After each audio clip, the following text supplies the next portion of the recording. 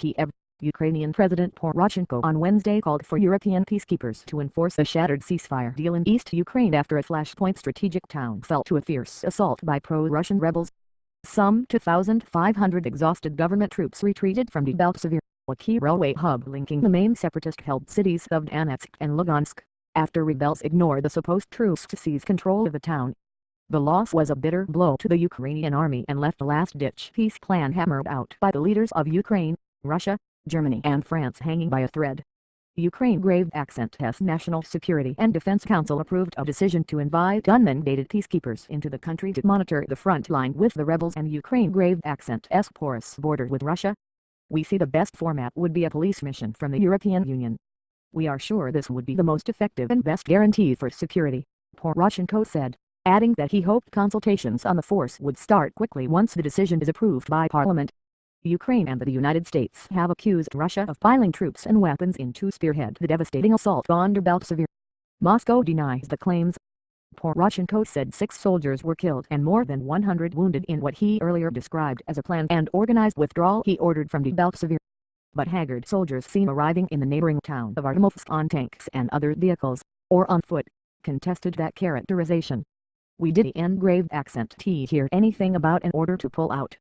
We only found out about it when our heavy armor started leaving, one soldier told AFP, declining to give his name or unit.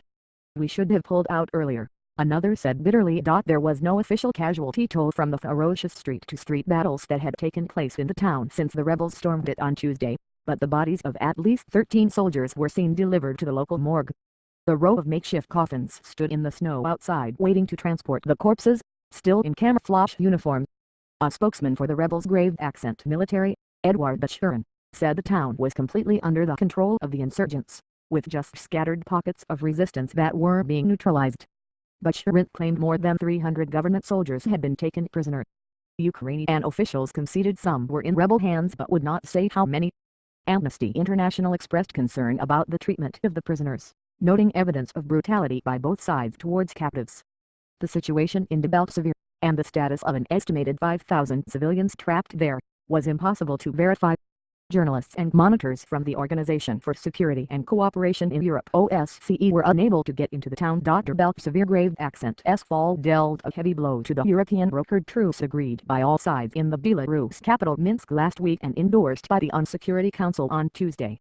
The ceasefire was meant to be the first step towards quelling a conflict that has killed more than 5,600 people since erupting in April 2014. France has insisted the truce is not dead, a view echoed by the United States State Department on Wednesday, pointing to reports of the withdrawal of certain types of heavy weapons in Donetsk and Lugansk. The United States State Department spokeswoman Jen Psaki added that Secretary of State John Kerry had spoken with Russian Foreign Minister Sergei Lavrov and pressed him to stop Russian and separatist attacks on Ukrainian positions in Debaltseve and other violations of the ceasefire. No details had yet emerged early Thursday of a planned phone call between German Chancellor Angela Merkel, French President François Hollande, Russian President Vladimir Putin and Poroshenko. Ukraine and Western countries blame the relentless violence on Russia, which annexed Crimea in March last year and is accused of sending in troops and heavy weapons across the border to back the eastern insurgency. They say Moscow is playing the double game of insincere diplomacy and covert support to the separatists to keep Ukraine, the former Soviet republic, destabilized and stymied in its ambitions to edge closer towards the EU and NATO. British Defense Secretary Michael Fallon warned Wednesday that NATO should be prepared for any kind of aggression from Russia to Baltic members of NATO, Eurozone members Estonia, Latvia and Lithuania, using the tactics it is accused of employing in Ukraine. Fallon referred to the interception of Russian bombers flying closed British airspace, and Russia grave accent test detention of an Estonian policeman that sent tensions soaring between Moscow and Tallinn, describing the threat to the eastern states as a very real and present danger in comments to British media. NATO chief Jens Stoltenberg earlier called on Russia to withdraw all its forces from eastern Ukraine, to stop its support for separatists and to respect the Minsk agreement.